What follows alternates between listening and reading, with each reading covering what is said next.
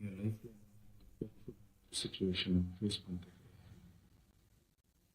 மனசு முழுக்க வலி வலி மட்டும்தான். இந்த சுற்றுப்பயணத்தில் என்னென்ன மக்கள் பார்க்க வராங்க, அதுக்கு ஒரே ஒரு காரணம் தான், அவங்க என் மேலே வச்சிருக்கிற அன்பும் பாசம்.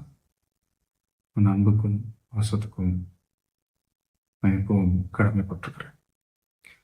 அதனால தான் இந்த சுற்றுப்பயணத்தில் மற்ற எல்லா விஷயங்களையும் தாண்டி மக்களுடைய சேஃப்டி, அதில் எந்த காம்ப்ரமைஸும் பண்ணிடக்கூடாதுன்றதுக்காக தான் அது என் மனசில் ரொம்ப ஆழமாக இருக்கும் இந்த எண்ணம். அதனால தான் இந்த அரசியல் காரணங்கள் எல்லாத்தையும் தவிர்த்துட்டு ஒதுக்கி வச்சுட்டு மக்களுடைய சேஃப்டி மட்டும் மைண்டில் வச்சுக்கிட்டு அதுக்கான இடங்களை சூஸ் பண்ணுறது, அதுக்கான இடங்களை பார்த்து பெர்மிஷன் கேட்கறது, போலீஸ் டிபார்ட்மெண்ட்டில் அதை ரிக்வெஸ்ட் பண்ணி கேட்போம். ஆனால் நடக்கக்கூடாது நடந்துருச்சு. ஆனால் மனுஷன் தானே, அந்த நேரத்தில் அத்தனை பேர் பாதிக்கப்பட்டு இருக்கும்போது எப்படி அந்த ஊரை விட்டுட்டு என்னால் கிளம்பி வர முடியும்? நான் திரும்ப அங்கே போகணும்னு இருந்துச்சுன்னா அதை ஒரு காரணம் காட்டி அங்கே வேறு சில பதட்டமான சுச்சுவேஷன்ஸ், வேறு சில அசம்பாவிதங்கள் அந்த மாதிரி எதுவும் நடந்துடக்கூடாதுன்றதுக்காக தான் நான் அவாய்ட் பண்ணேன்.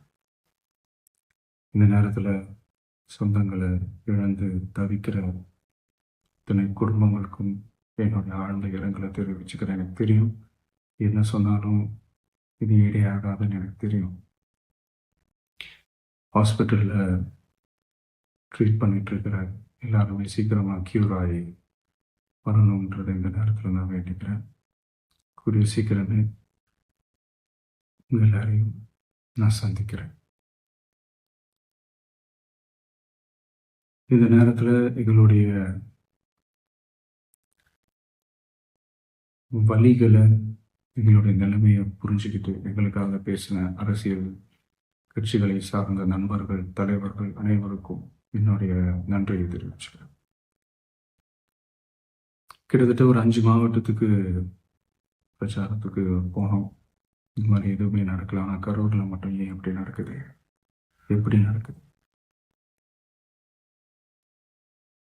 மக்களுக்கு எல்லா உண்மையும் தெரியும். மக்கள் எல்லாத்தையும் பார்த்துக்கிட்டு இருக்கிறாங்க. கரூரை சேர்ந்த அந்த மக்கள் அந்த உண்மையெல்லாம் வெளியில் சொல்லும்போது எனக்கு கடவுளே நேரில் வந்து இறங்கி அந்த உண்மைகள்லாம் சொல்கிற மாதிரி எனக்கு தோணுச்சு. சீக்கிரமே எல்லா உண்மைகளும் வெளியில் வரும்.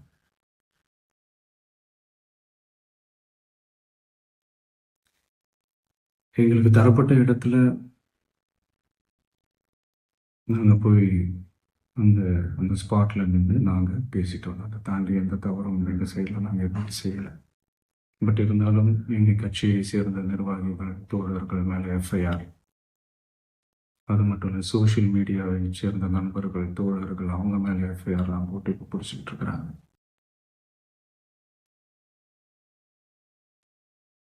சிஎம் சார், உங்களுக்கு ஏதாவது இந்த பழி வாங்கணும் அப்படின்ற எண்ணம் ஏதாவது வந்துச்சுன்னா என்ன வேணாலும் பண்ணு, அவங்க மேலே கை வைக்க. நான் ஒன்று வீட்டில் இருப்பேன், இல்லை நான் ஆஃபீஸில், என்ன வேணாலும் சரி. நண்பர்களே, தோழர்களே,